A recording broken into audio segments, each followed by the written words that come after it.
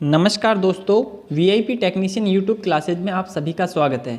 दोस्तों, आज के क्लास में हम जीके के महत्वपूर्ण टॉप 100 क्वेश्चंस को डिस्कस करने जा रहे हैं। ये सभी क्वेश्चन किसी न किसी एग्जाम में पूछे गए हैं और आगामी सभी प्रतियोगी परीक्षाओं में ये पूछे जाने की संभावनाएं होती है। तो चलिए स्टार्ट करते हैं आज के पहले महत्वपूर्ण प्रश्न के साथ में। वेल्थ ऑफ नेशन, पहला प्रश्न है, वेल्थ ऑफ नेशन नामक पुस्तक है, इनके लेखक कौन है? दादा भाई नौरोजी, एडम स्मिथ, अरस्तु या Amartya Sen. Wealth of nation, correct answer होगा option second, Adam Smith. Adam Smith wealth of nation पुस्तक के लेखक हैं। सेकंड प्रश्न की बात करें, अर्थशास्त्र के जनक किसे कहा जाता है? अर्थशास्त्र का जनक किसे कहा जाता है? मार्शल को, डेविड रिकार्डो को, एडम स्मिथ को या अरस्तु को? अर्थशास्त्र का जनक किसे कहा जाता है? यहाँ करेक्ट आंसर होगा ऑप्शन 3 यानी एडम स्मिथ। एडम स्मिथ को अर्थशास्त्र का जनक कहा जाता है। नेक्स्ट प्रश्न पर आते हैं। तीसरा प्रश्न है आपके सामने, भारतीय अर्थव्यवस्था का स्वरूप कैसा है? भारतीय अर्थव्यवस्था का स्वरूप कैसा है? पूंजीवादी अर्थव्यवस्था है, साम्यवादी अर्थव्यवस्था है, स्वतंत्र अर्थव्यवस्था है या मिश्रित अर्थव्यवस्था है? भारतीय अर्थव्यवस्था का स्वरूप कैसा है? तो यहाँ करेक्ट आंसर होगा ऑप्शन 4 यानी भारतीय जो अर्थव्यवस्था है ये है मिश्रित अर्थव्यवस्था। अगले प्रश्न की बात करें, अगला प्रश्न आता है, नियंत्रण के आधार पर अर्थव्यवस्था को कितने प्रकार में विभाजित किया जाता है? नियंत्रण के आधार पर अर्थव्यवस्था को कितने प्रकार में विभाजित किया गया है? एक भाग में, दो भाग में, तीन भाग में या इनमें से कोई नहीं? तो कितने प्रकार है, कितने भागों में विभाजित किया गया है अर्थव्यवस्था को नियंत्रण के आधार पर? यहाँ करेक्ट आंसर होगा ऑप्शन 3, 3 भागों में, यानी 3 प्रकार होते हैं अर्थव्यवस्था के नियंत्रण के आधार पर। आगे चले, अगले प्रश्न की बात आती है। तो अगला प्रश्न आता है, अर्थव्यवस्था के प्राथमिक क्षेत्र के अंतर्गत कौन कौन सी चीज़ें शामिल है? अर्थव्यवस्था के प्राथमिक क्षेत्र के अंतर्गत कौन कौन सी चीज़ें शामिल होती है? पशुपालन, खनन, मत्स्य पालन या सभी? तो प्राथमिक क्षेत्र की बात हो रही है। देखिए 3 क्षेत्रों में बांटा गया है, इसमें से प्राथमिक क्षेत्र की हम बात कर रहे हैं। तो यहाँ करेक्ट आंसर होगा प्राथमिक क्षेत्र के अंतर्गत पशुपालन भी आता है, मत्स्य पालन भी आता है और खनन भी आता है, यानी उपरोक्त सभी या ये सभी इसका करेक्ट आंसर हो जाएगा ऑप्शन 4। अगले प्रश्न पर चले तो प्रश्न संख्या 6 है, भारतीय अर्थव्यवस्था के जीडीपी में सबसे कम योगदान किस क्षेत्र का है? प्राथमिक क्षेत्र, द्वितीय क्षेत्र और तृतीय क्षेत्रों में से ये अलग अलग एग्जाम्पल इसमें आते हैं। कृषि क्षेत्र है, सेवा क्षेत्र है, औद्योगिक क्षेत्र है। इन सभी चारों क्षेत्रों में से हम बात कर रहे हैं, तीनों में से, कि जीडीपी में सबसे कम योगदान किस क्षेत्र का है? कृषि का है, सेवा का है या औद्योगिक का, या इनमें से कोई नहीं? तो जीडीपी में सबसे कम योगदान किस अर्थव्यवस्था का है? यहाँ करेक्ट आंसर होगा ऑप्शन 1 यानी कृषि का। तो कृषि का भारतीय अर्थव्यवस्था की जीडीपी में सबसे कम योगदान होता है। आगे बात करें, भारतीय अर्थव्यवस्था में सबसे अधिक योगदान किस क्षेत्र का है? ठीक है, सबसे कम योगदान की बात हो गई कृषि क्षेत्र। अब पूछा गया है सबसे अधिक योगदान किस क्षेत्र का होता है? औद्योगिक क्षेत्र का है, कृषि क्षेत्र का है, सेवा क्षेत्र का, या उपरोक्त में से कोई नहीं? तो यहाँ करेक्ट आंसर होगा ऑप्शन 3 सेवा क्षेत्र। सेवा क्षेत्र का भारतीय अर्थव्यवस्था में सर्वाधिक योगदान होता है। अगले प्रश्न की बात करें तो क्रय शक्ति क्षमता के आधार पर विश्व में भारत का स्थान कौन सा है? क्रय शक्ति क्षमता के आधार पर विश्व में भारत का कौन सा स्थान है? तो यहाँ करेक्ट आंसर होगा ऑप्शन 3 तीसरा। भारत का क्रय शक्ति क्षमता के आधार पर विश्व के अंदर तीसरा स्थान है। नेक्स्ट प्रश्न की बात करें, अगला प्रश्न है, आर्थिक समृद्धि का सर्वाधिक उपयुक्त मापदंड क्या होता है? आर्थिक समृद्धि का सबसे अच्छा उपयुक्त मापदंड क्या होता है? जीवीए, जीएपीए, प्रति व्यक्ति वास्तविक आय या उपरोक्त सभी? तो चारों ऑप्शन में से आपको बताना है आर्थिक समृद्धि का सर्वाधिक उपयुक्त मापदंड क्या होता है। तो यह करेक्ट आंसर होगा ऑप्शन 3 प्रति व्यक्ति वास्तविक आय। ये होता है आर्थिक समृद्धि का सबसे अच्छा मापदंड। आगे बात करें, प्रश्न 10 आता है कि विश्व बैंक द्वारा आर्थिक विकास का मापन किस विधि द्वारा किया जाता है? विश्व बैंक के द्वारा आर्थिक विकास का मापन किस विधि के द्वारा किया जाता है? मानव विकास सूचकांक विधि के द्वारा, क्रय शक्ति क्षमता विधि के द्वारा, निवल आर्थिक कल्याण के द्वारा, जीवन की भौतिक गुणवत्ता सूचकांक के आधार पर? तो इन चारों में से आर्थिक विकास का मापन किस विधि के द्वारा किया जाता है? विश्व बैंक के द्वारा। यह हमको बताना है। तो यहाँ करेक्ट आंसर हो जाएगा ऑप्शन नंबर 2 यानी कि क्रय शक्ति क्षमता विधि के आधार पर। विश्व बैंक के द्वारा आर्थिक विकास का मापन क्रय शक्ति क्षमता विधि के द्वारा किया जाता है। नेक्स्ट प्रश्न की बात करें, मानव विकास सूचकांक की जनक संस्था कौन सी है? मानव विकास सूचकांक को जनक संस्था के रूप में किसे जाना जाता है? UNDP, WTO, WB या इनमें से कोई नहीं। तो यहाँ करेक्ट आंसर होगा ऑप्शन 1 UNDP। UNDP को मानव विकास सूचकांक की जनक संस्था के रूप में जाना जाता है। नेक्स्ट क्वेश्चन है, मानव विकास सूचकांक को किस आधार पर मापा जाता है? कौन सा आधार होता है मानव विकास सूचकांक का? स्वास्थ्य होता है, शिक्षा होती है, जीवन स्तर होता है या ये सभी? तो यहाँ करेक्ट आंसर होगा ऑप्शन 4 यानी ये सभी। यानी कि मानव विकास सूचकांक का जो आधार होता है वो स्वास्थ्य भी होता है, शिक्षा भी होती है और जीवन स्तर भी होता है। याद रखिएगा, मानव विकास सूचकांक के 3 आधार होते हैं, स्वास्थ्य, शिक्षा और जीवन स्तर। अगले प्रश्न की बात आती है, मानव विकास सूचकांक के निर्माण में निम्न में से किस अर्थशास्त्री का योगदान महत्वपूर्ण है? तो मानव विकास सूचकांक की बात हो रही है, किस अर्थशास्त्री का सबसे अच्छा योगदान है? महबूब उल हक, MS स्वामीनाथन, PC महालनोबिस या एडम स्मिथ? तो यहाँ करेक्ट आंसर होगा ऑप्शन 1 महबूब उल हक। इनका ये अर्थशास्त्री थे जिनका मानव विकास सूचकांक में महत्वपूर्ण योगदान है। अगले प्रश्न पर आते हैं। तो अगला प्रश्न आता है, भारत को मानव विकास सूचकांक के आधार पर किस श्रेणी में रखा गया है? उच्च श्रेणी में, अति उच्च श्रेणी में, मध्यम श्रेणी में या निम्न श्रेणी में? तो मानव विकास सूचकांक के आधार पर भारत को किस श्रेणी में रखा गया है? तो यहाँ करेक्ट आंसर होगा ऑप्शन 3 मध्यम श्रेणी में। भारत को मानव विकास सूचकांक के आधार पर मध्यम श्रेणी में रखा गया है। इंपॉर्टेंट क्वेश्चन है, एग्जामों में रिपीट हुआ है बार बार। अगले प्रश्न की बात करें, भारत में मानव विकास रिपोर्ट जारी करने वाला पहला राज्य कौन सा है? मानव विकास रिपोर्ट जारी करने वाला पहला राज्य कौन सा है? गुजरात है, महाराष्ट्र है, केरल है या मध्य प्रदेश है? तो यहाँ करेक्ट आंसर है ऑप्शन 4 यानी मध्य प्रदेश। मध्य प्रदेश भारत में पहला राज्य है जिसने मानव विकास रिपोर्ट प्रकाशित की। अगले क्वेश्चन पे चले तो संयुक्त राष्ट्र विकास कार्यक्रम यानी UNDP के द्वारा कब से मानव विकास सूचकांक निरंतर जारी किया जा रहा है? तो कब से जारी किया जा रहा है UNDP के द्वारा मानव विकास सूचकांक?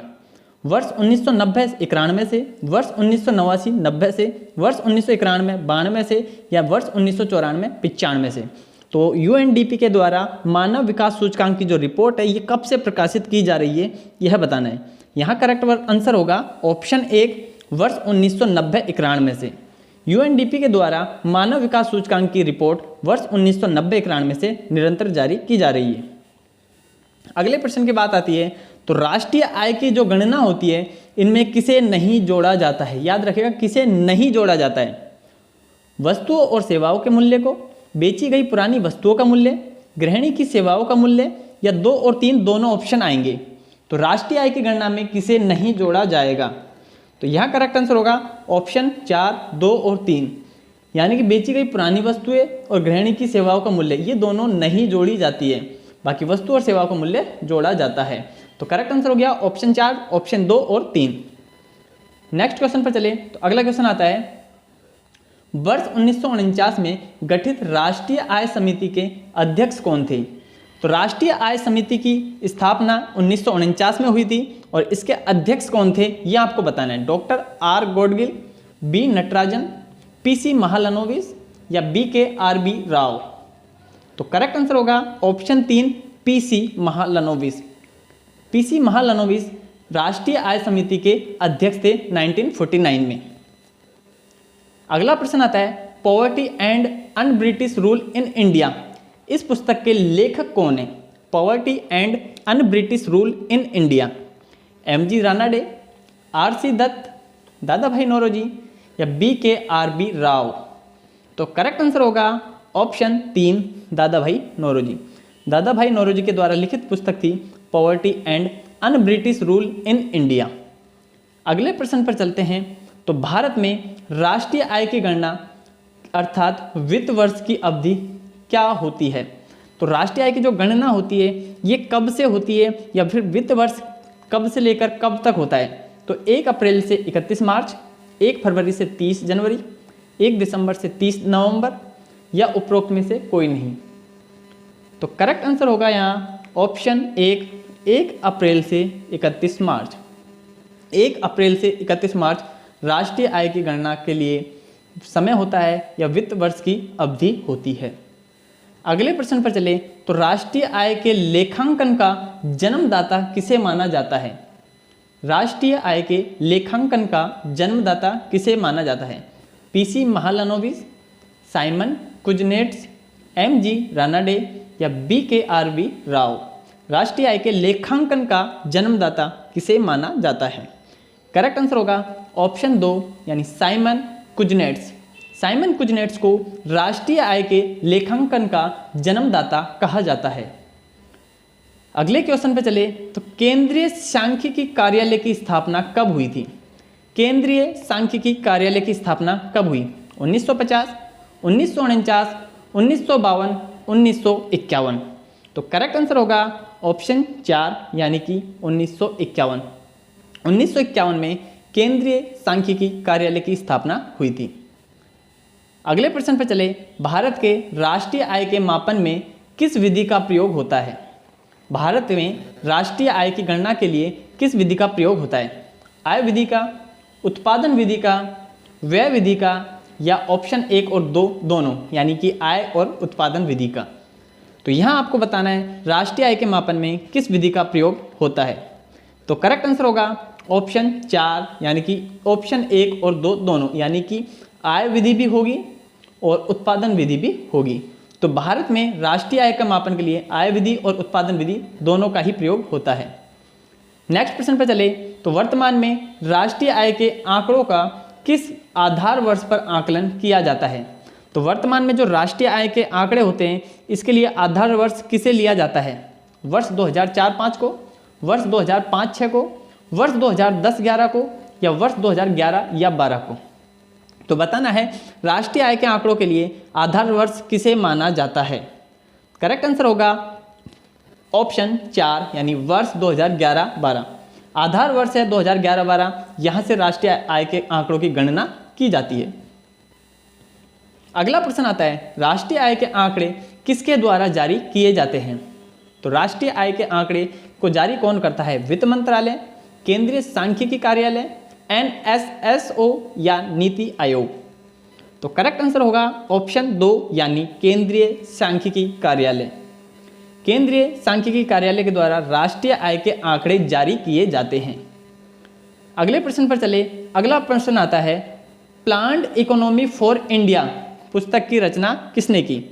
प्लान्ड इकोनॉमी फॉर इंडिया पुस्तक के रचयिता कौन थे? M विश्वेश्वरैया, जयप्रकाश नारायण, MN रॉय या श्रीमन्नारायण? तो चारों ऑप्शन में से आपको बताना है प्लान्ड इकोनॉमी फॉर इंडिया पुस्तक के लेखक कौन थे, इसकी रचना किसने की थी? तो यहाँ करेक्ट आंसर होगा ऑप्शन 1 यानी M Visvesvaraya. M Visvesvaraya planned economy for India पुस्तक के लेखक थे। अगला प्रश्न आता है निम्नलिखित में से किसने वर्ष 1944 में गांधीवादी योजना के नाम से एक योजना का निर्माण किया था?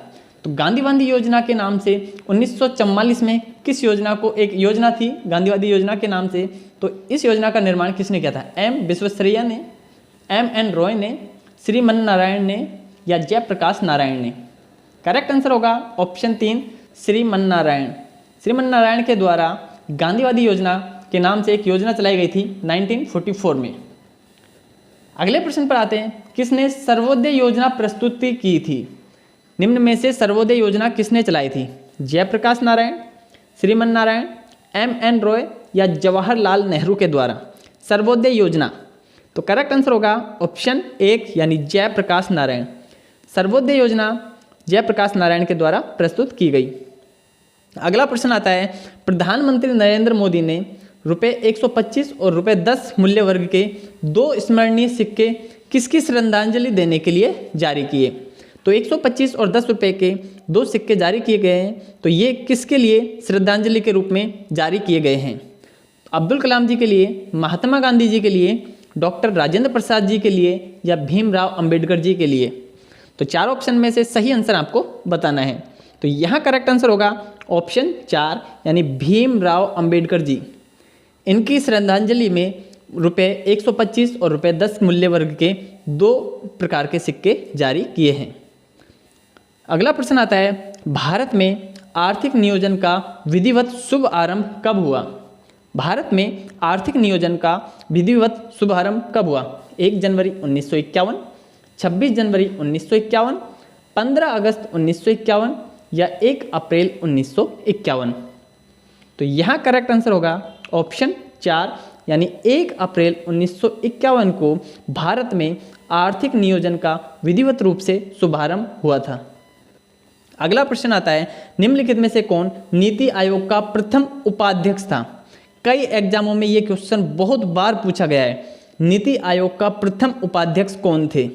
नरेंद्र मोदी जी, राजीव कुमार, अरविंद पनघड़िया या प्रणब मुखर्जी?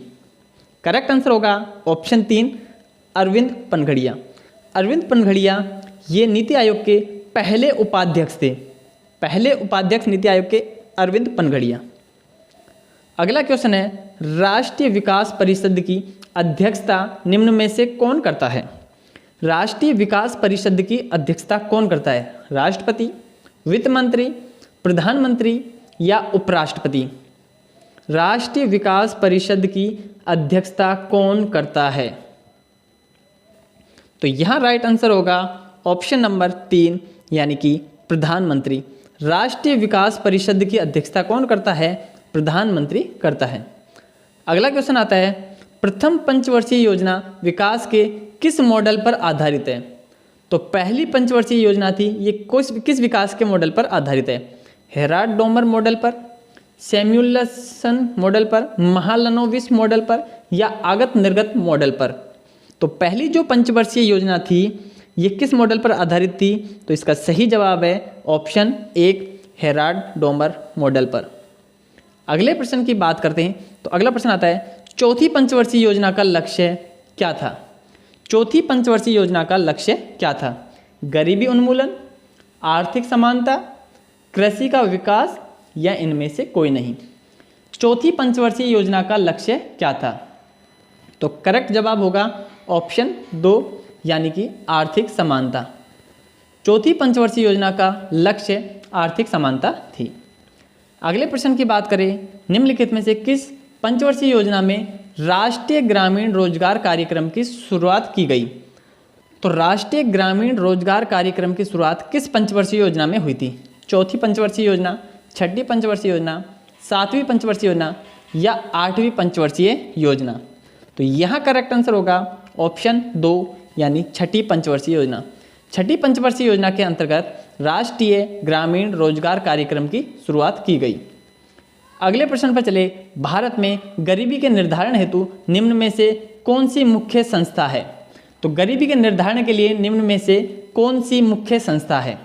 वित्त मंत्रालय, राष्ट्रीय विकास परिषद, नीति आयोग या राष्ट्रीय प्रतिदर्श सर्वेक्षण कार्यालय? तो गरीबी के निर्धारण के लिए कौन सी प्रमुख संस्था है? करेक्ट आंसर होगा ऑप्शन 4 यानी राष्ट्रीय प्रतिदर्श सर्वेक्षण कार्यालय। ये गरीबी के निर्धारण के लिए भारत की मुख्य संस्था है। अगला प्रश्न आता है, वर्ष 1971 में दांडेकर एवं रथ समिति ने निम्न में से किसके संबंधित एक फॉर्मूला दिया था? गरीबी से संबंधित, कृषि से संबंधित, बैंकिंग से संबंधित या बेरोजगारी से संबंधित? अर्थात आपको बताना है जो दांडेकर एंड रथ समिति थी ये किस चीज़ पर आधारित थी? तो करेक्ट जवाब होगा ऑप्शन 1, ये दांडेकर एवं रथ समिति गरीबी से संबंधित थी। तो गरीबी से संबंधित इन्होंने एक फॉर्मूला दिया था और कब दिया था? 1971 में। अगला प्रश्न आता है, किस समिति ने पहली बार शहरी और ग्रामीण क्षेत्रों के लिए अलग अलग कैलोरी की मात्रा का निर्धारण किया? तो कौन सी समिति थी जिसने शहरी और ग्रामीण क्षेत्रों के लिए अलग अलग कैलोरी की मात्रा का निर्धारण किया था? लक्कड़वाला समिति, वाई के अलग समिति, तेंदुलकर समिति या सी रंगराजन समिति? तो यहाँ करेक्ट आंसर होगा ऑप्शन 2 यानी वाई के अलग समिति। वाई के अलग समिति के द्वारा शहरी और ग्रामीण क्षेत्रों में अलग अलग कैलोरी की मात्रा का निर्धारण किया गया। सुरेश तेंदुलकर समिति के अनुसार भारत में कितने प्रतिशत जनसंख्या गरीबी रेखा के नीचे जीवन यापन कर रही है? तो एक गरीबी रेखा के लिए जीवन यापन कितने प्रतिशत जनसंख्या है जो गरीबी रेखा से नीचे जीवन यापन कर रही है? 18%, 21.9%, 25.9% या 28.9%? तो सही जवाब होगा ऑप्शन 2 यानी कि 21.9%। 21.9% जनसंख्या है जो गरीबी रेखा से नीचे जीवन यापन कर रही है। अगले क्वेश्चन की बात करें, निम्नलिखित में से किस समिति ने तेंदुलकर समिति के आकलन के तरीके को खारिज कर दिया था? तो जो तेंदुलकर समिति का आकलन का तरीका था, इसे किसने खारिज किया था? सी रंगराजन समिति, लकड़ावाला समिति, दांडेकर समिति या उपरोक्त में से कोई नहीं? तो सही जवाब होगा ऑप्शन 1 यानी कि सी रंगराजन समिति। सी रंगराजन समिति के द्वारा तेंदुलकर समिति के आकलन को खारिज किया गया था। अगला प्रश्न आता है, भारत में बेरोजगारी के आंकड़े किस संस्था के द्वारा जारी किए जाते हैं? तो जो बेरोजगारी के आंकड़े इसे कौन सी संस्था जारी करती है? वित्त मंत्रालय, राष्ट्रीय प्रतिदर्श सर्वेक्षण कार्यालय, प्रधानमंत्री कृषि एवं किसान कल्याण मंत्रालय। तो सही जवाब होगा ऑप्शन 2 यानी कि राष्ट्रीय प्रतिदर्श सर्वेक्षण कार्यालय के द्वारा भारत में बेरोजगारी के आंकड़ों को जारी किया जाता है। अगला प्रश्न आता है, भारत की जनगणना 2011 के अनुसार सबसे अधिक आबादी वाला राज्य कौन सा है? तो सबसे ज़्यादा आबादी किस राज्य में है? पश्चिम बंगाल, बिहार, उत्तर प्रदेश या महाराष्ट्र? तो 2011 की जनगणना के अनुसार सर्वाधिक आबादी वाला राज्य कौन सा है? तो करेक्ट आंसर होगा ऑप्शन 3 यानी कि उत्तर प्रदेश। उत्तर प्रदेश सर्वाधिक जनसंख्या वाला, सर्वाधिक आबादी वाला राज्य है 2011 की जनगणना के अनुसार। अगला प्रश्न आता है, निम्नलिखित में से किस प्रकार की बेरोजगारी में श्रमिक की सीमांत उत्पादकता शून्य होती है? तो श्रमिक की सीमांत उत्पादकता शून्य कब होती है? प्रच्छन्न बेरोजगारी में, मौसमी बेरोजगारी में, घर्षणात्मक बेरोजगारी में या संरचनात्मक बेरोजगारी में? तो सही जवाब होगा ऑप्शन 1 यानी कि प्रच्छन्न बेरोजगारी के अंतर्गत श्रमिक की सीमांत उत्पादकता शून्य होती है। अगला प्रश्न आता है, मौसमी बेरोजगारी की मुख्य रूप से किस क्षेत्र में पाई जाती है? जो मौसमी बेरोजगारी है ये किस क्षेत्र के अंतर्गत मुख्य रूप से पाई जाती है? उद्योगों में, सेवा में, कृषि में या इनमें से कोई नहीं? तो सही जवाब होता है इसका ऑप्शन 3 कृषि। कृषि जो रोजगार है ये मौसमी बेरोजगारी के अंतर्गत आता है, इसमें मुख्य रूप से मौसमी बेरोजगारी पाई जाती है। अगला प्रश्न आता है, जब बाजार की दशाओं में मांग एवं पूर्ति में परिवर्तन होता है तो किस प्रकार की बेरोजगारी उत्पन्न होती है? मांग एवं पूर्ति में परिवर्तन होने पर कौन सी बेरोजगारी उत्पन्न होगी? मौसमी बेरोजगारी, प्रच्छन्न बेरोजगारी, संरचनात्मक बेरोजगारी या घर्षणात्मक बेरोजगारी? तो सही जवाब होगा ऑप्शन 4 यानी कि मांग और पूर्ति में परिवर्तन होने पर घर्षणात्मक बेरोजगारी उत्पन्न होती है। अगला प्रश्न आता है, निम्न में से किस योजना के तहत प्रत्येक परिवार को एक वित्तीय वर्ष में 100 दिन का गारंटी युक्त रोजगार प्रदान किया जाता है? यानी कौन सी योजना है जिसके अंतर्गत एक वित्तीय वर्ष के दौरान कम से कम 100 दिन का गारंटी युक्त रोजगार दिया जाता है? मनरेगा के अंतर्गत, राष्ट्रीय खाद्य सुरक्षा अधिनियम के अंतर्गत, अंत्योदय योजना के अंतर्गत या अन्नपूर्णा योजना के अंतर्गत? तो सही जवाब होगा ऑप्शन 1 यानी मनरेगा के अंतर्गत। मनरेगा के अंतर्गत कम से कम एक वित्तीय वर्ष में 100 दिन का रोजगार गारंटी के साथ दिया जाता है। अगला प्रश्न है, निम्न में से किस योजना के अंतर्गत गरीब परिवारों के 15 से 35 वर्षों के ग्रामीण युवाओं को कौशल शिक्षा प्रदान की जा रही है? तो कौन सी योजना है जिसके अंतर्गत गरीब परिवार के 15 से 35 वर्ष की आयु के जो ग्रामीण युवा है इन्हें कौशल शिक्षा प्रदान की जा रही है? नरेगा, दीनदयाल उपाध्याय ग्रामीण कौशल योजना, अन्नपूर्णा योजना या उपरोक्त में से कोई नहीं? तो सही जवाब होगा ऑप्शन 2 यानी दीनदयाल उपाध्याय ग्रामीण कौशल योजना। इस योजना के तहत 15 से 35 वर्ष के ग्रामीण परिवार के गरीब युवाओं को कौशल शिक्षा प्रदान की जाती है। अगला प्रश्न आता है, निम्न में से किस योजना के अंतर्गत शहरी क्षेत्रों में निर्धनता निवारण योजना चलाई जा रही है? तो किस योजना के अंतर्गत शहरी क्षेत्रों में निर्धनता निवारण योजना चलाई जा रही है? जनश्री बीमा योजना, प्रधानमंत्री उज्ज्वला योजना, प्रधानमंत्री जनधन योजना या स्वर्ण जयंती शहरी रोजगार योजना? तो इसका सही जवाब होगा ऑप्शन नंबर 4 यानी कि स्वर्ण जयंती शहरी रोजगार योजना। इस योजना के तहत शहरी क्षेत्रों में निर्धनता निवारण योजना चलाई जा रही है। अगला प्रश्न आता है, निम्न में से किस योजना का उद्देश्य वित्तीय समावेशन के तहत देश के सभी परिवारों को बैंकिंग सुविधा मुहैया कराना होता है? प्रधानमंत्री रोजगार योजना, जनश्री बीमा योजना, आम आदमी बीमा योजना या प्रधानमंत्री जनधन योजना? तो इस योजना को आप बेहतर तरीके से जानते होंगे। इसका सही जवाब है प्रधानमंत्री जनधन योजना, जिसके तहत रिकॉर्ड एक दिन में बैंक में अकाउंट ओपन किए गए थे, खाते खोले गए थे। अगला प्रश्न आता है, निम्न में से किस योजना के तहत 5 करोड़ बीपीएल परिवारों को एलपीजी कनेक्शन प्रदान करना है? तो कौन सी योजना है जिसमें 5 करोड़ बीपीएल परिवारों को एलपीजी गैस कनेक्शन दिया गया है? प्रधानमंत्री गरीब कल्याण योजना, प्रधानमंत्री उज्ज्वला योजना, आम आदमी बीमा योजना या उपरोक्त में से कोई नहीं? तो सही जवाब होगा इसका ऑप्शन नंबर 2, प्रधानमंत्री उज्ज्वला योजना। इसके तहत 5 करोड़ बीपीएल परिवारों को एलपीजी कनेक्शन प्रदान किया गया है। अगले प्रश्न पर चले तो अमृत योजना का नाम किसके नाम पर रखा गया है? तो अमृत योजना है, इस योजना का नाम किसके नाम पर रखा गया है? महात्मा गांधी, अब्दुल कलाम, BR अम्बेडकर या इंदिरा गांधी? तो जो अमृत योजना है इसका नाम अब्दुल कलाम जी के नाम पर रखा गया है, यानी ऑप्शन 2 इसका सही जवाब होगा। अगला प्रश्न आता है, राष्ट्रीय कृषि योजना निम्न में से किसकी अध्यक्षता में गठित हुई? तो राष्ट्रीय कृषि योजना की बात हो रही है, इसका गठन किसकी अध्यक्षता में हुआ? मनमोहन सिंह, P चिदम्बरम, प्रणब मुखर्जी या सोमपाल शास्त्री? तो सही जवाब होगा ऑप्शन 4, सोमपाल शास्त्री। यानी राष्ट्रीय कृषि योजना का गठन सोमपाल शास्त्री की अध्यक्षता में हुआ था। अगला क्वेश्चन आता है, भारत में हरित क्रांति का जनक किसे कहा जाता है? हरित क्रांति का जनक भारत में कौन है? C Rangarajan, MS Swaminathan, Norman Borlaug या उपरोक्त में से कोई नहीं? सही जवाब होगा ऑप्शन 2, यानी MS स्वामीनाथन। भारत में हरित क्रांति के जनक MS स्वामीनाथन को कहा जाता है। अगला प्रश्न है, भारत में हरित क्रांति की स्टार्टिंग कब हुई? कब से हरित क्रांति भारत में शुरुआत हुई? 1966 से 67, 1967 से 68, 1968 से 69, 1969 से 70? तो भारत में हरित क्रांति की शुरुआत कब हुई?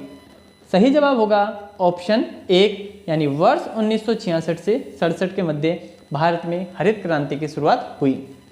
अगला प्रश्न आता है, हरित क्रांति का सर्वाधिक प्रभाव किसके उत्पादन पर पड़ा था? कौन सी फसल थी जिसके उत्पादन पर हरित क्रांति का सबसे ज़्यादा प्रभाव पड़ा था? चावल, गेहूँ, मक्का या बाजरा?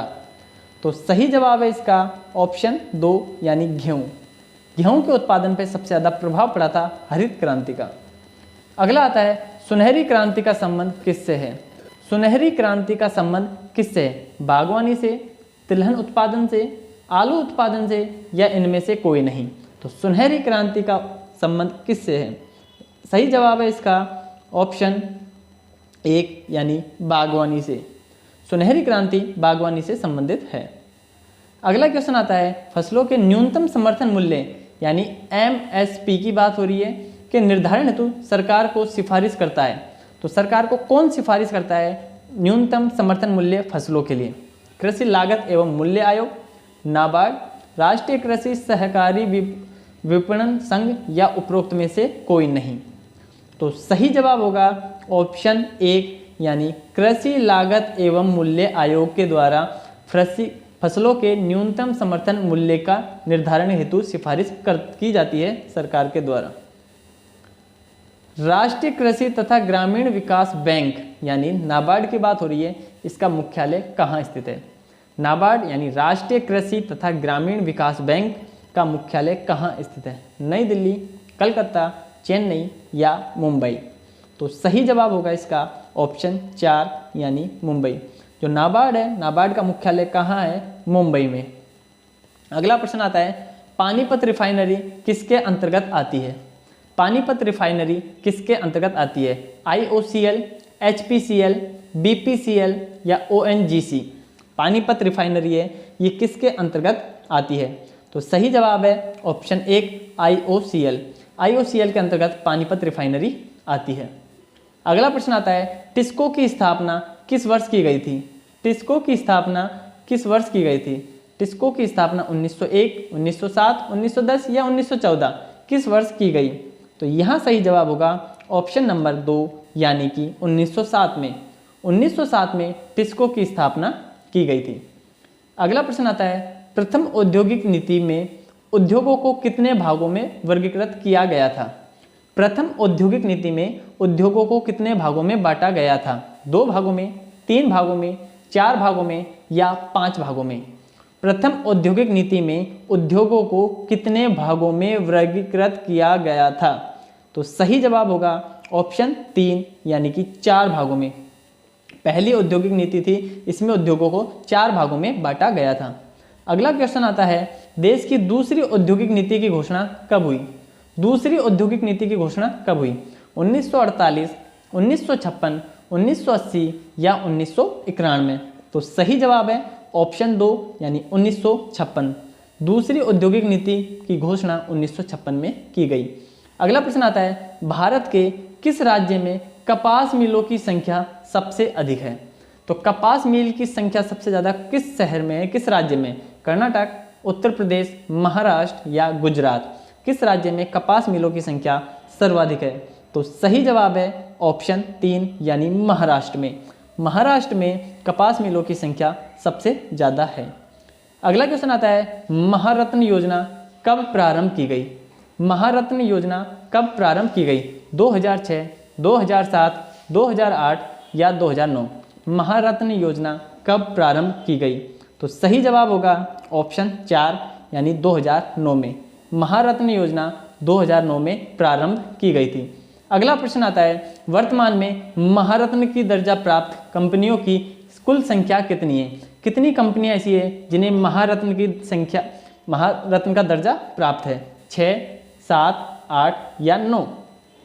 तो इसका सही जवाब होगा ऑप्शन नंबर 3 यानी कि 8। तो वर्तमान में 8 महारत्न कंपनियां हैं। अगला प्रश्न आता है, निम्नलिखित में से कौन सा कार्ड प्लास्टिक मनी की श्रेणी में आता है? कौन सा कार्ड प्लास्टिक मनी की श्रेणी में आता है? डेबिट कार्ड, क्रेडिट कार्ड, 1 और 2 दोनों या इनमें से कोई नहीं? तो सही जवाब होगा ऑप्शन संख्या 3 यानी डेबिट कार्ड और क्रेडिट कार्ड दोनों ही प्लास्टिक मनी के अंतर्गत आते हैं। तो ऑप्शन 3 सही जवाब हो जाएगा। अगला प्रश्न है, सीमित देयता पर आधारित भारतीयों द्वारा संचालित पहला बैंक कौन सा था? सीमित देयता पर आधारित भारतीयों द्वारा संचालित पहला बैंक कौन सा था? Bank of Hindustan, Awadh commercial bank, Punjab national bank या बैंक ऑफ इंडिया? तो सही जवाब होगा यहाँ ऑप्शन नंबर 2 यानी कि Awadh commercial bank. Awadh commercial bank था, ये सीमित देयता पर आधारित भारतीयों के द्वारा संचालित पहला बैंक था। अगला प्रश्न आता है, भारत में 1 रुपये के नोट पर किसके द्वारा हस्ताक्षर किए जाते हैं? भारत में 1 रुपये के नोट पर किसके हस्ताक्षर होते हैं? आरबीआई के गवर्नर के, प्रधानमंत्री के, वित्त सचिव के या राष्ट्रपति के? तो सही जवाब होगा ऑप्शन 3 यानी वित्त सचिव। तो 1 रुपये के नोट पर वित्त सचिव के हस्ताक्षर होते हैं। 1 रुपये से अधिक के जो नोट होते हैं, इनका निर्गमन कौन करता है? किसके द्वारा ये जारी होते हैं? वित्त मंत्रालय के द्वारा, आरबीआई के द्वारा, एनएसएसओ के द्वारा या इनमें से कोई नहीं? तो 1 रुपये से अधिक के नोटों का निर्गमन कौन करता है? इसका सही जवाब होगा ऑप्शन नंबर 2 यानी आरबीआई। आरबीआई के द्वारा ये जारी किए जाते हैं। अगला प्रश्न आता है, मुद्रा की दशमलव प्रणाली कब अपनाई गई? मुद्रा की दशमलव प्रणाली कब अपनाई गई? 1954, 1955, 1956 या 1957? तो सही जवाब होगा ऑप्शन नंबर 4 1957। 1957 में दशमलव प्रणाली को अपनाया गया। अगला प्रश्न आता है, 8 नवंबर 2016 में भारत सरकार के द्वारा किस मूल्य के नोटों को अमान्य घोषित किया गया था? 500 रुपये के, 1000 रुपये के, 1 और दोनों या इनमें से कोई नहीं? तो देखिए, ये जो मुद्रा नोटबंदी हुई थी, ये डेट भी काफ़ी इम्पोर्टेंट है, एग्जाम में पूछी जाती है। और किस मूल्य के नोट को बंद किया गया था, ये भी आपको पता होना चाहिए। तो सही जवाब होगा ऑप्शन नंबर 3 यानी कि 500 और 1000 दोनों ही नोटों को बंद कर दिया गया था अमान्य घोषित कर दिया गया था। डेट क्या थी? 8 नवंबर 2016। आगे बात करें, अगला क्वेश्चन आता है, पूर्ण स्वामित्व पर आधारित भारतीयों द्वारा संचालित पहला बैंक कौन सा था? पहला ऐसा बैंक जो पूर्ण स्वामित्व भारतीयों का था वो बैंक कौन सा था? Bank of Hindustan, Awadh commercial bank, Punjab national bank या बैंक ऑफ इंडिया? तो पूर्ण स्वामित्व पर आधारित भारतीयों के द्वारा संचालित पहला बैंक कौन सा था? तो करेक्ट जवाब होगा ऑप्शन नंबर 3 यानी पंजाब नेशनल बैंक।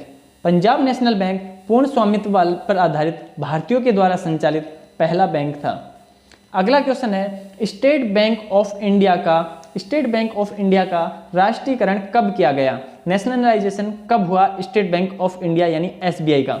1 जुलाई 1953, 1 जुलाई 1954, 1 जुलाई 1955 या 1 जुलाई 1956? एसबीआई का राष्ट्रीयकरण कब हुआ? सही जवाब होगा ऑप्शन नंबर 3 यानी कि 1 जुलाई 1955। 1 जुलाई 1955 को स्टेट बैंक ऑफ इंडिया का राष्ट्रीयकरण हुआ था। अगला क्वेश्चन है, निम्न में से किस बैंक की स्थापना हिल्टन यंग आयोग की अनुशंसा पर की गई थी? कौन सी बैंक थी जिसकी स्थापना हिल्टन यंग आयोग की अनुशंसा पर की गई थी? तो bank of India, bank of Mysore, central bank of India या आरबीआई? कौन से बैंक की स्थापना हिल्टन यंग आयोग की अनुशंसा पर की गई थी? तो सही जवाब होगा ऑप्शन नंबर 4 यानी आरबीआई। आरबीआई की स्थापना हिल्टन यंग आयोग की अनुशंसा पर की गई थी। अगला क्वेश्चन आता है, आरबीआई के प्रथम गवर्नर कौन थे? आरबीआई के प्रथम गवर्नर कौन थे? Osborne Smith, CD Deshmukh, Rangarajan या हिल्टन? आरबीआई के प्रथम गवर्नर कौन थे? सही जवाब होगा ऑप्शन 1 यानी ऑसबॉर्न स्मिथ। आरबीआई के पहले गवर्नर थे ऑसबॉर्न स्मिथ। अगला प्रश्न आता है, भारत में श्वेत क्रांति का जनक किसे जाना जाता है? तो श्वेत क्रांति के जनक के रूप में भारत में किसे माना जाता है? तात्या साहेब कोरे को, कुरियन याको, वर्गीज कुरियन या विश्वास नारायण पाटिल? तो सही जवाब होगा ऑप्शन 3 यानी वर्गीज कुरियन। वर्गीज कुरियन को भारत में श्वेत क्रांति का जनक कहा जाता है। अगला क्वेश्चन आता है, भारतीय रिजर्व बैंक किस सामान्य दर पर वाणिज्यिक बैंकों को पैसा उधार देता है, उस दर को किस नाम से जानते हैं? तो जिस सामान्य ब्याज दर पर वाणिज्यिक बैंकों को पैसा देगा, आरबीआई भारतीय रिजर्व बैंक सामान्य बैंकों को, वाणिज्यिक बैंकों को पैसा उधार दे रहा है, तो जिस सामान्य ब्याज दर पर उधार देता है उस दर को किस नाम से जानते हैं? रेपो दर, रिवर्स रेपो दर, बैंक दर या नगद आरक्षित अनुपात? तो सही जवाब होगा इसको ऑप्शन 1 यानी रेपो दर। यानी जब कभी भी आरबीआई वाणिज्यिक बैंकों को पैसा उधार देता है तो उस ब्याज दर को रेपो दर कहते हैं। अगला प्रश्न आता है, भारतीय मुद्रा के नोट कहाँ मुद्रित किए जाते हैं? तो कहाँ मुद्रित होते हैं? नई दिल्ली, नासिक, बम्बई या आगरा? सही जवाब होगा ऑप्शन संख्या 3 यानी नासिक। भारतीय मुद्रा के जो नोट है ये नासिक में मुद्रित होते हैं। अगला प्रश्न आता है, रिजर्व बैंक में वाणिज्यिक बैंकों द्वारा अनिवार्य रूप से जमा नगद के रूप में की गई धनराशि है। देखिए, रिजर्व बैंक में वाणिज्यिक बैंकों के द्वारा नगद राशि जमा की जाती है और वो अनिवार्य होती है, कंपलसरी होती है। तो ये किस नाम से जानी जाती है? Repo rate, reverse repo rate, वैधानिक तरलता अनुपात या नगद आरक्षित अनुपात? तो वाणिज्यिक बैंकों के द्वारा जो आरबीआई में पैसा जमा किया जाता है अनिवार्य रूप से, कंपलसरी रूप से, उस नगद को किस नाम से जानते हैं? उस धनराशि को किस नाम से जानते हैं? तो सही जवाब होगा ऑप्शन नंबर 4 यानी नगद आरक्षित अनुपात कहते हैं।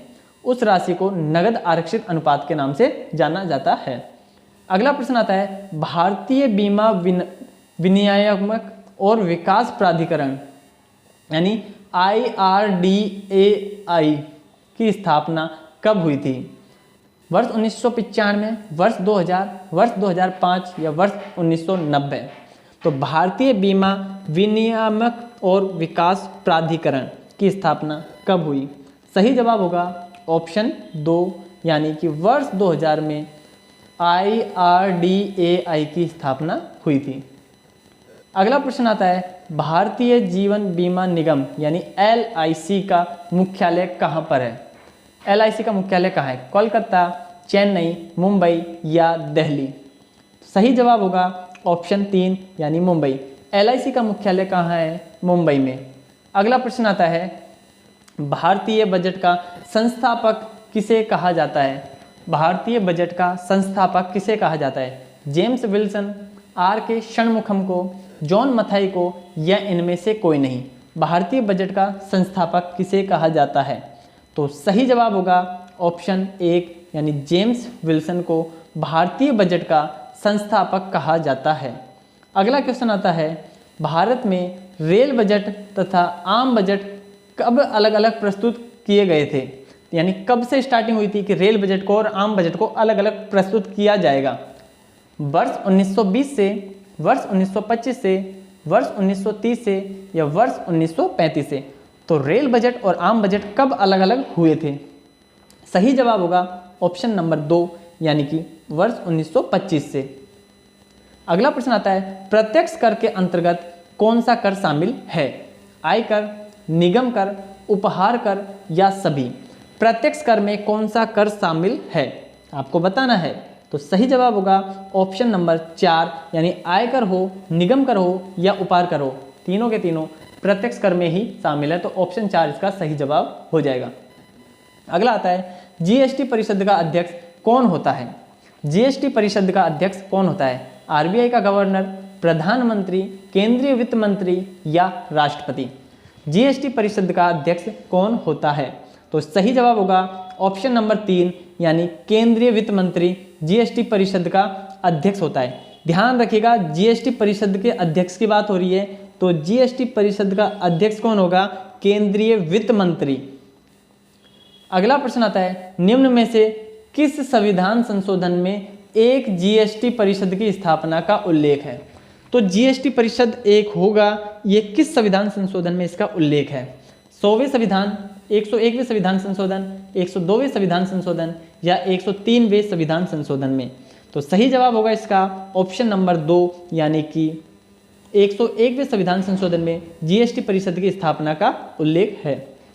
अगला क्वेश्चन है, राष्ट्रीय शेयर बाजार की स्थापना 1988 में किस समिति की सिफारिश पर की गई थी? तो ध्यान रखिएगा, राष्ट्रीय शेयर बाजार की स्थापना कब हुई थी? 1988 में हुई थी। और किस समिति की सिफारिश पर की गई थी? बिमल जालान, YV रेड्डी, फेरवानी समिति, या दीपक पारेख समिति? तो कौन सी समिति थी जिसकी सिफारिश पर राष्ट्रीय शेयर बाजार की स्थापना 1988 में की गई थी? तो सही जवाब होगा यहाँ ऑप्शन नंबर 3 यानी फेरवानी समिति। राष्ट्रीय शेयर बाजार की स्थापना फेरवानी समिति की सिफारिश पर की गई थी। अगला प्रश्न आता है, निम्नलिखित में से कौन सी एक अमूर्त परिसंपत्ति है? कौन सी एक अमूर्त परिसंपत्ति है? साख यानी गुडविल, प्राप्य वस्तुएं यानी रिसीवेबल, स्टॉक, या फिर नगदी कैश? तो कौन सी एक अमूर्त परिसंपत्ति है? सही जवाब होगा यहाँ ऑप्शन नंबर 1 साख यानी गुडविल। तो जो साख होती है, गुडविल होती है, ये एक अमूर्त परिसंपत्ति है। अगला प्रश्न आता है, शेयर बाजार को नियंत्रण एवं विनियमित करने वाली संस्था कौन सी है?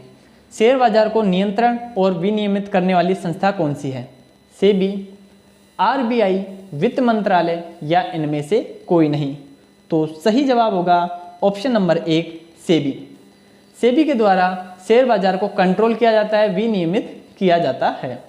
अगला प्रश्न आता है, बैंकिंग सेवाओं में सुधार की सिफारिश किस समिति के द्वारा की गई थी? बैंकिंग सेवाओं में सुधार की सिफारिश किस समिति के द्वारा की गई थी? दीपक पारेख समिति, नरसिम्हन समिति, बिमल जालान समिति, या उर्जित पटेल समिति? तो कौन सी समिति की सिफारिश पर बैंकिंग सेवाओं में सुधार किया गया था?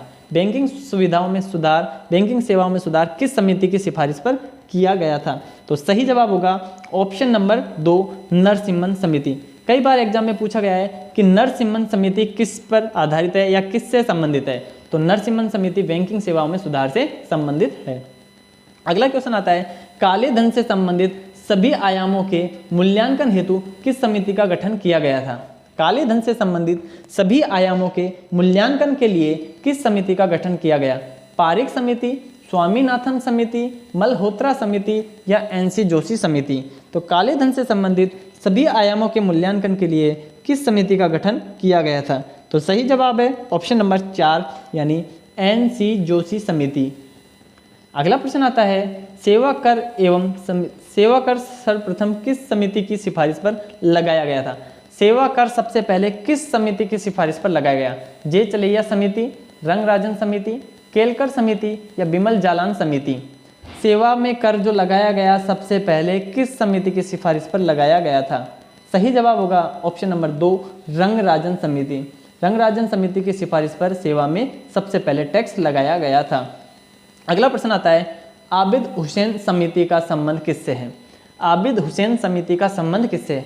लघु उद्योगों में सुधार से, लघु एवं सूक्ष्म उद्योगों में, या सूक्ष्म उद्योगों से, या वृहद उद्योगों से? किस उद्योगों से संबंधित है आबिद हुसैन समिति का संबंध? सही जवाब होगा ऑप्शन नंबर 1, लघु उद्योगों में सुधार से। लघु उद्योगों में सुधार से संबंधित है आबिद हुसैन समिति। अगला प्रश्न आता है, ग्राहक सेवा में सुधार की सिफारिश किस समिति के द्वारा की गई? ग्राहक सेवा में सुधार की सिफारिश किस समिति के द्वारा की गई थी? ए घोष समिति, गोईपोरिये समिति, आर.वी. गुप्ता समिति या दीपक पारिख समिति? ग्राहक सेवा में सुधार की सिफारिश किस समिति के द्वारा की गई थी? तो सही जवाब होगा ऑप्शन नंबर 2 यानी गोईपोरिया समिति। ग्राहक सेवा में सुधार की जो सिफारिश है वो गोईपोरिया समिति की सिफारिश पर किया गया था। अगला आता है, भारतीय औद्योगिक वित्त निगम IFCS की स्थापना कब हुई थी? भारतीय औद्योगिक वित्त निगम IFCS की स्थापना किस वर्ष हुई? 1948, 1951, 1964 या 1965? तो सही जवाब होगा ऑप्शन नंबर 1 यानी 1948। 1948 में भारतीय औद्योगिक वित्त निगम IFCS की स्थापना हुई थी। अगला प्रश्न आता है, भारतीय औद्योगिक प्रतिष्ठानों को वित्त सहायता उपलब्ध कराने वाला संस्थान कौन सा है? भारतीय औद्योगिक प्रतिष्ठानों को वित्त सहायता उपलब्ध कराने वाला संस्थान कौन सा है? IDBI, ICICI, IFSCI या SIDBI? इन चारों में से आपको बताना है भारतीय औद्योगिक प्रतिष्ठानों को वित्त सहायता उपलब्ध कराने वाला संस्थान कौन सा है? सही जवाब होगा ऑप्शन नंबर 3 यानी IFCI। IFCI के द्वारा भारतीय औद्योगिक प्रतिष्ठानों को वित्त सहायता उपलब्ध कराई जाती है। अगला प्रश्न आता है, भारत आयात निर्यात बैंक यानी एक्जिम बैंक का मुख्यालय कहाँ है? तो याद रखिएगा एक्जिम बैंक ये इंपॉर्टेंट है और कई बार एग्जाम में पूछा गया है। एक्जिम बैंक का मुख्यालय कहाँ है? यानी भारत आयात निर्यात बैंक नई दिल्ली में है, मुंबई में है, अहमदाबाद में है या कोयम्बटूर में है? तो सही जवाब होगा ऑप्शन नंबर 2 यानी मुंबई। एक्जिम बैंक का मुख्यालय कहाँ है? मुंबई में है। अगला प्रश्न आता है, भारतीय लघु उद्योग विकास बैंक यानी SIDBI, तो SIDBI का मुख्यालय कहाँ स्थित है? भारतीय लघु उद्योग विकास बैंक SIDBI का मुख्यालय कहाँ स्थित है? दिल्ली, मुंबई, लखनऊ या अहमदाबाद? तो राइट आंसर होगा इसका ऑप्शन नंबर 3 यानी कि लखनऊ में। SIDBI का मुख्यालय कहाँ स्थित है? SIDBI का मुख्यालय लखनऊ में स्थित है। अगला प्रश्न आता है, अंतर्राष्ट्रीय मुद्रा कोष की स्थापना कब की गई थी? किस वर्ष अंतर्राष्ट्रीय मुद्रा कोष की स्थापना की गई थी? 1946, 1945, 1947 या 1943? अंतर्राष्ट्रीय मुद्रा कोष की स्थापना किस वर्ष की गई थी? तो सही जवाब होगा ऑप्शन नंबर 2 यानी 1945 में अंतर्राष्ट्रीय मुद्रा कोष की स्थापना की गई थी। अगला प्रश्न आता है, अंतर्राष्ट्रीय मुद्रा कोष यानी IMF का सदस्य देशों को ऋण प्रदान करता है। तो जो IMF है ये सदस्य देशों को ऋण किस प्रकार से देता है? दीर्घकालीन देता है, अल्पकालीन देता है या दोनों प्रकार से देता है या इनमें से कोई नहीं? IMF सदस्य देशों को ऋण किस प्रकार से प्रदान करता है? तो सही जवाब होगा इसका ऑप्शन नंबर 2 यानी अल्पकालीन। जो IMF बैंक है, IMF है अंतर्राष्ट्रीय मुद्रा कोष, ये सदस्य देशों को जो अल्पकालीन ऋण प्रदान करता है। अगला प्रश्न आता है, विश्व बैंक का मुख्यालय कहाँ है? विश्व बैंक का मुख्यालय कहाँ है? वॉशिंगटन, न्यूयॉर्क, जेनेवा या ब्रुसेल्स? विश्व बैंक का मुख्यालय कहाँ स्थित है? सही जवाब होगा option 1 Washington DC। Washington DC में विश्व बैंक का मुख्यालय स्थित है। अगला आता है, एशियाई विकास बैंक ADB का मुख्यालय कहाँ स्थित है? एशियाई विकास बैंक यानी ADB का मुख्यालय कहाँ स्थित है? मनीला, जेनेवा, बीजिंग या इनमें से कोई नहीं? एशियाई विकास बैंक ADB का मुख्यालय कहाँ स्थित है? सही जवाब होगा ऑप्शन नंबर 1 मनीला। यानी ADB का मुख्यालय कहाँ स्थित है? मनीला में स्थित है। अगला क्वेश्चन आता है, विश्व व्यापार संगठन वर्ल्ड ट्रेड ऑर्गेनाइजेशन WTO की स्थापना कब हुई थी? 1947, 1995, 1996 या 1945। WTO की स्थापना कब हुई थी? तो सही जवाब होगा इसका ऑप्शन नंबर 2 यानी 1995 में। विश्व व्यापार संगठन WTO की स्थापना 1995 में हुई थी। अगला प्रश्न आता है ब्रिक्स बैंक का मुख्यालय कहाँ है? ब्रिक्स बैंक का मुख्यालय कहाँ है? संघाई में, बीजिंग में, नई दिल्ली में या मॉस्को में? ब्रिक्स बैंक का मुख्यालय कहाँ स्थित है? सही जवाब होगा ऑप्शन नंबर 1 संघाई। ब्रिक्स बैंक का मुख्यालय कहाँ है? संघाई में स्थित है। अगला प्रश्न आता है एशिया का पहला निर्यात प्रसंस्करण क्षेत्र कहाँ स्थापित किया गया है? एशिया का पहला निर्यात प्रसंस्करण क्षेत्र कहाँ स्थापित किया गया है? मुंबई, कांडला, कोच्चि या पारादीप? एशिया का पहला निर्यात प्रसंस्करण केंद्र क्षेत्र कहाँ स्थापित किया गया है? तो सही जवाब है इसका ऑप्शन नंबर 2 कांडला। एशिया का पहला निर्यात प्रसंस्करण क्षेत्र कांडला में स्थापित किया गया है। अगला प्रश्न आता है भारत में नियमित जनगणना की शुरुआत कब से हुई थी? भारत में नियमित जनगणना की शुरुआत कब से हुई? 1881, 1883, 1885 या 1886? भारत में नियमित जनगणना की शुरुआत कब हुई? तो सही जवाब होगा ऑप्शन नंबर 1 1881। 1881 से भारत में नियमित जनगणना की स्टार्टिंग हुई थी। अगला प्रश्न आता है जनगणना 2011 के अनुसार भारत की जनसंख्या वृद्धि दर कितनी रही है? भारत की जो जनसंख्या वृद्धि दर है 2011 की जनगणना के अनुसार ये कितनी है? तो 7.28 है, 21.8 है, 11.25 है या 17.72% है? तो चार ऑप्शन में से बताना है 2011 की जनगणना के अनुसार भारत की जनसंख्या वृद्धि दर कितनी है? तो सही जवाब होगा ऑप्शन नंबर 4 यानी 17.72% है जनसंख्या वृद्धि दर 2011 की जनगणना के अनुसार। अगला प्रश्न आता है निम्न राज्यों में से किसकी जनसंख्या वृद्धि दर सबसे अधिक है? तो किस राज्य की जनसंख्या वृद्धि दर सबसे ज़्यादा है? पश्चिम बंगाल, उत्तर प्रदेश, महाराष्ट्र या उत्तराखंड? सही जवाब होगा ऑप्शन 2 उत्तर प्रदेश। अब आज की क्लास का सबसे अंतिम क्वेश्चन है वर्ष 2011 की जनगणना के अनुसार भारत में प्रति 1000 पुरुषों पर स्त्रियों की संख्या कितनी है? प्रति 1000 पुरुषों पर स्त्रियों की संख्या बतानी है कितनी है? 940 है, 934 है, 933 है या 972 है? प्रति 1000 पुरुषों पर स्त्रियों की संख्या कितनी है वर्ष 2011 की जनगणना के अनुसार? तो सही जवाब होगा इसका ऑप्शन नंबर 1 940। तो दोस्तों ये थे इम्पोर्टेंट क्वेश्चंस की सीरीज का महत्वपूर्ण भाग। आपको ये क्वेश्चंस कैसे लगे? ये सभी प्रश्न बहुत ज़्यादा महत्वपूर्ण है और आगे आने वाली सभी कंपटीशन एग्जामों के लिए बहुत ज़्यादा इम्पोर्टेंट भी है और आने की पूरी संभावना है। तो दोस्तों ये क्वेश्चन कैसे लगे कमेंट करके जरूर बताइएगा। क्लास पसंद आती है तो क्लास को लाइक करके ज़्यादा से ज़्यादा अपने दोस्तों में शेयर कीजिएगा। चलिए मिलते हैं अगली क्लास में।